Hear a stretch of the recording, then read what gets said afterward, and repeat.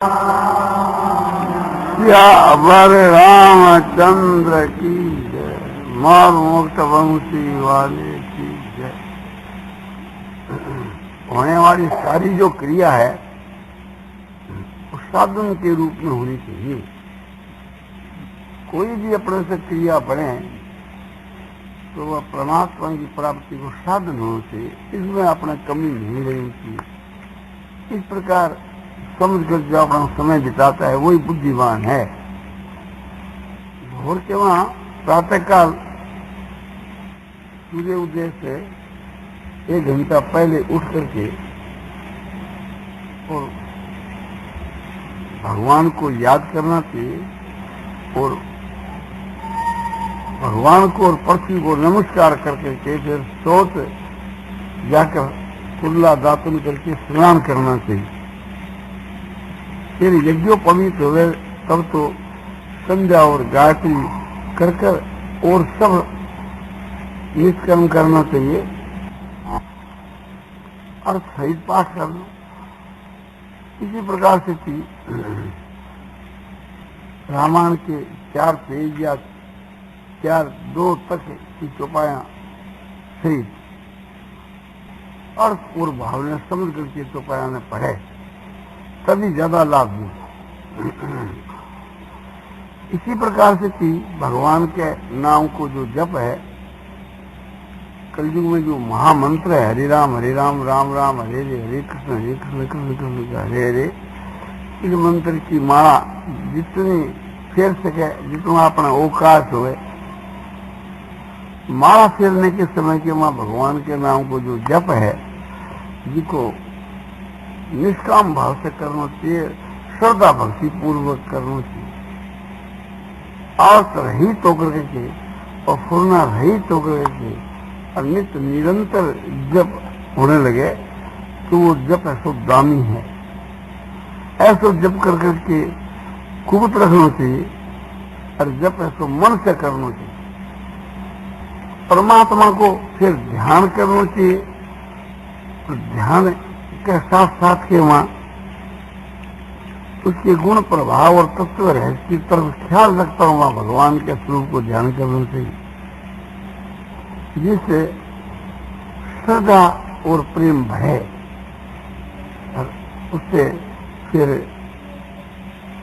इसके बीच के वहां समता और शांति मिले। ध्यान करके फिर भगवान की मानसिक पूजा करें, भगवान को आह्वान करके और भगवान को ध्यान किए हुए फिर उसके बाद में भगवान की पूजा करिए और पूजा के साथ के बीच के बाद समझो कि नमस्कार तो है ही। मानसिक पूजा बहुत श्रद्धा प्रेम से उच्च भाव से करें, फिर भगवान के भोग लगावे और भगवान की आरती उतार करके भगवान की स्तुति सुगावे और फिर भगवान से प्रार्थना करें और अंत के वहां फिर भगवान के ध्यान के वहां मस्त होकर के और संसार के काम में लगे, जो ध्यान को कायम रखते हुए संसार को काम करे। वाणी या श्वास के द्वारा भगवान के नाम को जपे और मन से भगवान प्रेम और भक्ति भाव से ध्यान करता हुआ ही काम करे और काम भी जो है तो भगवान के लिए करे। सब में भगवान विराजमान है, इसलिए सबके की चेष्टा करे निष्काम भाव से। भगवान ने हर वक्त याद रखता हुआ और भगवान के अर्थ ही हम सब चेष्टा करें। जो भगवान के अर्थ काम नहीं वो काम करेंगे नहीं। कोई भी चेष्टा तो अर्थ काम और भोग के लिए नहीं करे। संसार के जो जितने जो ऐश आराम भोग सुखी विलासिता ये सब जो राष्ट्रीय चीजें हैं खत्म करने वाली है, इनका दूर से त्याग कर दे, इनके मां तीव्र वैराग करे। तो तामसी काम को तो उसके पास में कभी नहीं जाए। जैसे दुर्गुण, दुराचार, दुर्व्यसन, निद्रा, आलस, प्रमाद, इनके तो नजदीक ही नहीं जाए। ये तो सब पाप ही है। इन सबको स्वरूप से त्याग करके देखे और अपना जो सारो जो दिन है, जीवन अपने सात्विक काम करें, जिससे दुनिया में दूसरा को उपकार हुआ और सो भी निष्काम भाव से करें, तो भगवान को याद रखते हुए करें। इस प्रकार से दिन भर करके रात्रि के वहां शयन के समय में संसार के संकल्पों को त्याग कर करके भगवान के नाम रूप गुण प्रभाव, लीला धाम और तत्व रहस्य बातों को मनन करते हुए शयन करे, या गुण और प्रभाव को याद करते हुए और तत्व रहस्य को समझते हुए भगवान के ध्यान के वहां मस्त होकर के और नाम का जप करते हुए शयन करे, तो रात्रि के बीच के वहां रात्रि का समय भी साधन के रूप में पढ़ने के लिए। तो इस प्रकार से हमारा समय 24 घंटों एक बार साधन के रूप में बीतने लगे तो बहुत जल्दी भगवान की प्राप्ति हो। और अपना करना है क्या है? शरीर का तो एक क्षण का भी भरोसा नहीं है, तो अपने मनुष्य जीवन का जो समय है उसका एक क्षण भी व्यर्थ नहीं जाने दें। उत्तरोत्तर जो है अपने समय की उन्नति करे, साधन की उन्नति करे। साधन की उन्नति समय की उन्नति है, क्योंकि लाख रुपया खर्च करने के ऊपर भी समय नहीं मिल सकता। ऐसा जो मनुष्य जीवन का अमूल्य जो समय है, उत्तम से उत्तम काम में बिता है। ये मनुष्य का शरीर हम लोगों को भोग भोगने के लिए नहीं मिला है, क्योंकि हर निद्रा भय मिथुनानी सामान्य चेतानी नरणं कुसुना।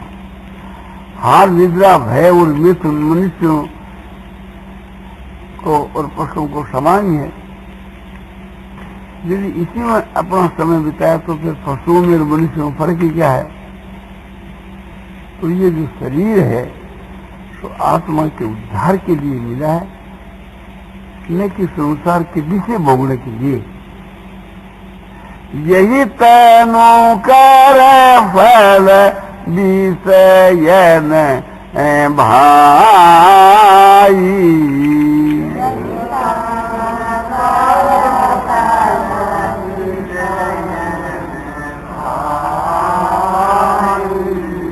स्वर्ग हूँ स्वल्प अंत दुख दाई।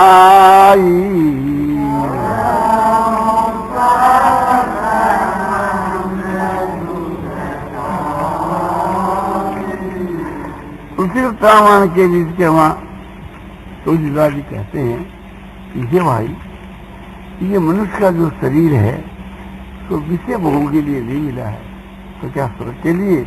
बोलो नहीं, वो भी तो अल्प ही है, अंत में दुख देने वाला है। जब मनुष्य स्वर्ग से गिराया जाता है तो बड़ा दुख होता है, जैसे हम लोगों को यहाँ मरने के समय होता है।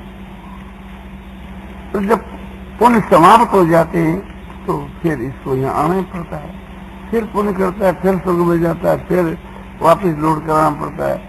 ऐसे ही आवागमन के चक्कर के वहां समझो कि सकाम कर्म करने वाली रहती हैं, और पाप कर्म करने वालों का आवागमन का चक्कर तो नरक और त्रिकोणी के साथ में समुद्र है। तो इसकी तो बड़ी घोर यानी नीच गति होती है, अधम गति होती है, तामसी पुरुष होगी, पापी। ये तो जो सात्विक जो पुरुष है, तो जिनमें कामना है, साथ में रजोगुण है, ऐसे पुरुषों की या दशा तो मैंने बतलाई आपको। और तामसी की तो घोर गति बतला। और मनुष्य के शरीर को पाकर के जो भोगों में मन लगाता है उसकी तुलसीदास जी ने निंदा की। नरतनुपाय विषय मन देही,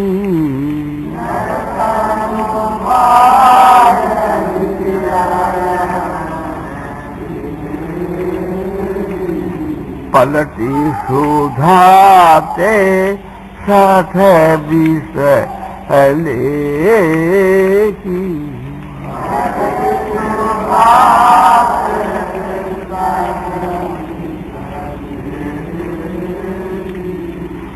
मनुष्य को शरीर पाकर के और जो जिसे भोगों में मन लगाता है वह सट माने मूर्ख है, अमृत के बदले में विष लेता है। परमात्मा अमृत स्वरूप है और उनकी जो प्राप्ति का जो साधन है वो अमृतमय है। ऐसे अमृतमय साधन को छोड़ करके और संसार के विषय भोगों में मन लगाना ही एक प्रकार से विष को ही बदल करके लेना है। संसार के विषय भोग जो है तो विष के तुल्य है, क्योंकि विष खाने से जैसे मनुष्य मर जाता है ऐसे विषय भोगों के भोगने से जन्मता मरता रहता है। तो इसको महाविष भी कहें तो अत्युक्त नहीं होगा। काजी कहूं भल कहन कोई,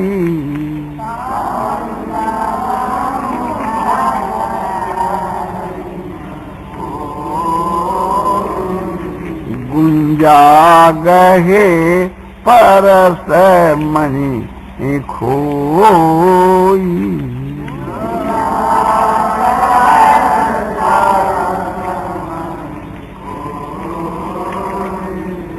उसको कोई भी समझो कि मनुष्य भला नहीं करेगा, इसने अच्छा काम किया।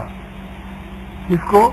कि जो पार्श्वमणि को खोकर के बदले में गुंजा माने घूमती को लेगा, उसको कोई भी आदमी नहीं कहेगा कि इसने अच्छा काम किया, भला काम किया, या ये भला मानुष है। वो तो मूर्ख ही है। पार्श्वमणि को खोकर के बदले में चिड़मियां देवे, घूमती देवे। पार्श्वमणि क्या कि लोग को छुआने से जिससे सोना बन जावे, लोग का सोना बन जावे होकर के और घूमती यानी चिर भी देता है, उसको तो लोग मूर्ख ही कहेंगे। फिर भी तो एक समझो पैसे की भी नहीं, शराब की भी नहीं, और पार्श्वमणि के मूल्य कुछ है ही, वो तो अमूल्य वस्तु है। दिन भर जैसे सोना बनता है, चाहे लाख भर सोना बना ले, उसकी कीमत फिर क्या? उसकी कीमत सोने से थोड़ी आंकी जा सकती, उसकी तो कीमत आंकी नहीं जा सकती, वो तो अमूल्य वस्तु है। इसी प्रकार से परमात्मा की जो प्राप्ति है उसकी कीमत नहीं आंकी जाती, वो तो पार्श से भी बढ़ करके है। और संसार के विषय भोग जो है ये घूमसे के समान है, गुंजा के समान। गुंजा कहो, घूमसी कहो, तिरमी को, एक ही बात है। ये जो तिरमी जो होती है ये देखने में तो खूब लाल लाल, किंतु मुंह इसका काला होता है। तो संसार के विषय भोग देखने में बड़े चमकीले हैं, किंतु जो उपभोग करता है उसका मुंह फिर काला होता है, यानी उसका फिर पतन हो जाता है। यही मुंह काला है। तो ये समझ करके संसार के विषय भगवान से तीव्र वैराग रखना चाहिए। इन सबको एकदम मन से त्याग कर देना चाहिए। हानिकारक समझ करके, विघ्न कारक समझ करके ये सब पतन की हेतु है।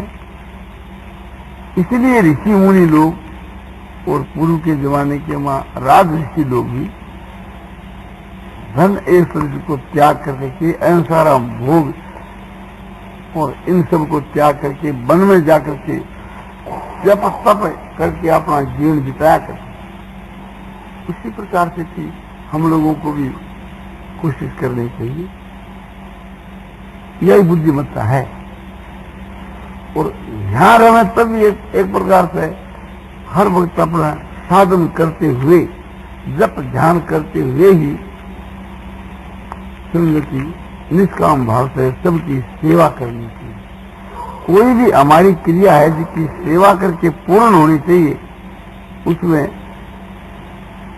सेवा भाव रहना चाहिए। सबको नारायण का स्वरूप समझ करके, परमात्मा का स्वरूप समझ करके, और सबकी जो सेवा है वो परमात्मा की सेवा है। ऐसा मौका बार बार मिलना बड़ा मुश्किल है। भगवान की कृपा से मिलता है। उत्तम देश, आर्य प्रदेश, उत्तम काल, ये कली काल, उत्तम जाति यानी मनुष्य की योनि, उत्तम धर्म, स्तुति स्मृतियुक्त धर्म,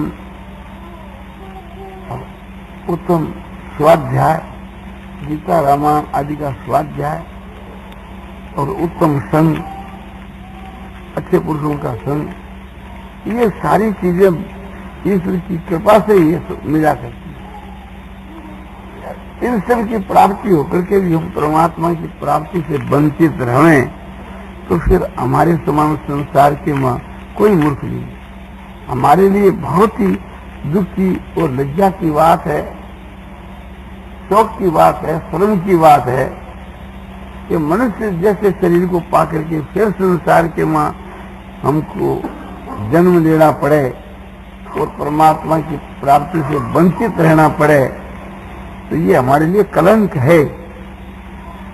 ये बात मन में याद रख करके कि शीघ्र अपनी आत्मा का सुधार होकर के उद्धार हुए, इसके लिए तत्पर होकर के प्राण पर्यंत चेष्टा करनी चाहिए। और ये निश्चय रखना चाहिए कि एक परमात्मा के सिवा संसार में हमारा कोई भी नहीं है। संसार के प्राय सभी लोग जो है स्वार्थ परायण है। हमारे तो एक भगवान ही हैं। मीरा कहती है कि मेरे तो गिरधर गोपाल दूसरा में कोई। ये अच्छा पाठ सीख रहा है मीरा भाई। इससे तो अपने हृदय में धारण करके और भगवान ही एक अपना ऐसा मान करके उसकी शरण होकर हर समय में उसी के नाम का जप, स्वरूप का ध्यान और उसी की सेवा, पूजा, उसकी आज्ञा का पालन, इसी में अपना समय तो बिताना चाहिए। हर एक भाई बहनों को ये विचार करना चाहिए कि हमारा संसार में आना किस लिए है और हम कौन हैं, हमारा क्या कर्तव्य है और हम क्या कर रहे हैं। विचारने से मालूम होता है कि हम लोगों का इस संसार में आना अपने आत्मा के उद्धार के लिए है, आत्मा के कल्याण के लिए, और यही हमारा कर्तव्य है। और इसीलिए मनुष्य का शरीर मिला है। किंतु हम लोगों का समय उस काम के मां नहीं जाकर के उससे विपरीत काम के मां हम लोगों का समय जाता है। यही हमारे लिए सबके लिए दुख की बात है। आप अपने शरीर और इंद्रियों से जो कुछ करते आए हैं वही करते हैं, इसके लिए कोई फेर बदल करने की आवश्यकता नहीं। केवल आपका जो मन है बस एक प्रकार से इसका सुधार करना चाहिए, फिर सब काम आपके अपने आप ही हो जाएंगे। मन का सुधार क्या करना है? एक तो मन के मां मलिनपना है, मैलापन, जिसको मल दोष कहते हैं, और एक मन के मां चंचलता है जिसको विक्षेप दोष कहते हैं, और तीसरा जिसको आवरण का दोष है, जो एक प्रकार से माया का पर्दा, जिसको अज्ञान कहते हैं, मोह कहते हैं, उसके कारण से समझो कि चित्त की वृत्तियां मूर्त रहती है, निद्रा से आता रहता है, जो साधन के मां महान विघ्न है। इस मल विक्षेप आवरण का एकदम नाश कर डालना, यही अपने अंतःकरण का सुधार है और यही उद्धार का उपाय उत्तम है।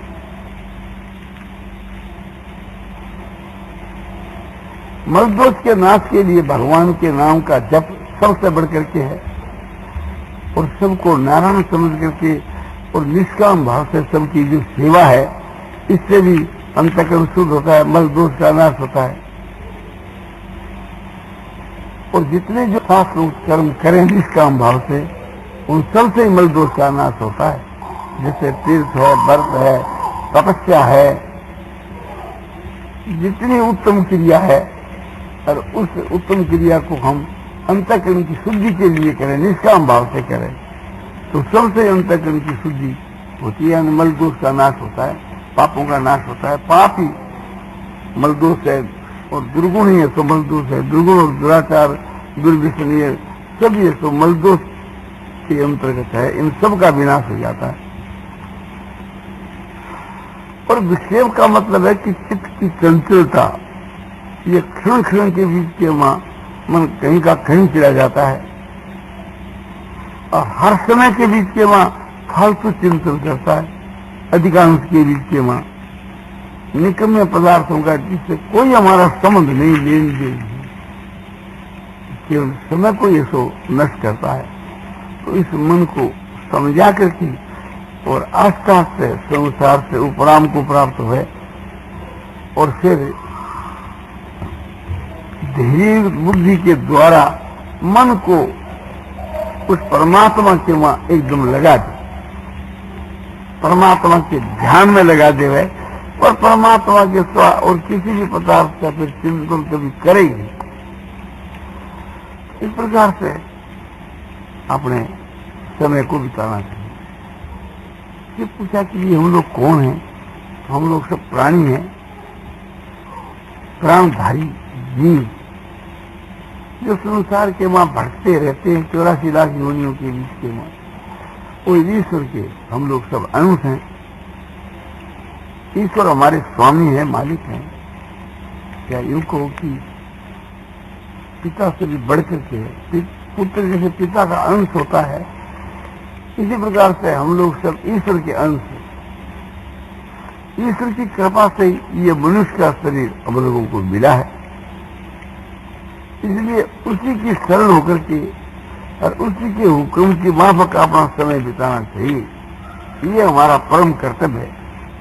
जैसे पिता की आज्ञा का पालन करना पुत्र का परम कर्तव्य है, ऐसे परमात्मा तो परम पिता है, सबके पिता है, उनकी आज्ञा का पालन करना तो हमारे लिए सबसे बढ़ करके है। और स्वयं भगवान ने इसकी प्रशंसा की है प्रजा के प्रति उपदेश देते हुए। तुलसीकृत रामायण की उत्तरकांड के विषय सो सेवक प्रियतम मम सोई,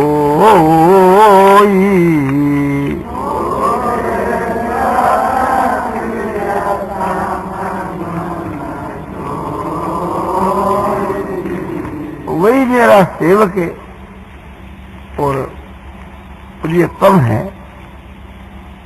प्रिय नहीं, प्रियतम। कौन? जो मेरे शासन को मानता है, मेरी आज्ञा का पालन करता है। तो आज्ञा के पालन के समान कोई सेवा नहीं है। भगवान कहते हैं कि मेरी आज्ञा का पालन करने वाला जो पुरुष है वो मेरा सच्चा सेवक और मेरा मित्र है। इस बात को याद रखकर के भगवान की आज्ञा के विपरीत कोई भी काम नहीं करना चाहिए, हर वक्त उसकी आज्ञा का पालन करना चाहिए। इस प्रकार से हम निष्काम भाव से उसकी आज्ञा का पालन करें तो इससे मजदूर का विनाश होता है, पापों का विनाश होता है और विक्षेप के नाश में भी हमारे को मदद मिलती है। सर्वथा विक्षेप का नाश परमात्मा के ध्यान से होता है और भगवान के नाम का जो जप है, भजन है, ये ध्यान में सहायक है। परमात्मा के ध्यान में वैराग जो है ये बहुत ही सहायक है। एकांत देश का वास और चित्त के बीच के वैराग संसार के विषय भोगों से उपरती और पुस्तकों का अध्यात्म विषय की पुस्तकों का स्वाध्याय, पुस्तक पुरुषों का संग और भगवान के नाम का जप, ये सभी ध्यान के में मदद करने वाले। तो इन सबसे मदद लेनी चाहिए और विशेष मदद भगवान की है। उससे समय समय पर स्तुति प्रार्थना करनी चाहिए कि प्रभु, बस मैं यही आपसे चाहता हूं कि नित्य निरंतर मेरा भजन ध्यान बस बया, आप में परम श्रद्धा और प्रेम, परम प्रेम हुए, यही आपसे मैं चाहता हूं। सुना जाता है कि इसी प्रकार साधन करने से भगवान की साक्षात दर्शन हो जाते हैं और दर्शन होने के बाद उससे फिर वियोग कभी होता ही नहीं। उस तरह भगवान के साथ में संयोग ही रहता है। इस शरीर से यदि वियोग हो जाए तो मन से तो वियोग हो ही नहीं सकता। तो ये बड़ा अच्छा उपाय है परमात्मा का जो ध्यान है, और सब ध्यान के में सहायक है। परमात्मा साक्षात, परमात्मा का ध्यान जो है वो साक्षात साधन है, सब साधनों में प्रधान है। इससे विक्षेप का एकदम नाश हो जाता है। इसलिए ऋषि लोग वन में जाकर के ध्यान लगाया करते थे और आवरण के नाश के लिए सत्पुरुषों का संग और सत्शास्त्रों का स्वाध्याय, अनुशीलन, यानी उनका एकांत में बैठ करके विचार करना, ये आवरण के दोष को नाश कर डालता है। मल विक्षेप आवरण का नाश करना ही हमारा परम कर्तव्य है। इसीलिए मनुष्य का शरीर मिला है। हम लोगों को अपनी सारी शक्ति अंतःकरण की शुद्धि में लगा देनी चाहिए। मल विक्षेप और आवरण के नाश के लिए अपना सारा जीवन आपने लगा देना चाहिए। इनके सब नाश होने से मनुष्य पात्र समझा जाता है और पात्र समझने के साथ ही परमात्मा की प्राप्ति हो जाती है। क्योंकि जब बिजली फिट हो जाती है तो स्विच दबाने के साथ ही रोशनी हो जाती है। इसी प्रकार से मनुष्य जब पात्र बन जाता है तो परमात्मा की प्राप्ति क्षणमात्र हो जाती है। तो हम लोगों को पात्र बनना चाहिए। नारायण नारायण।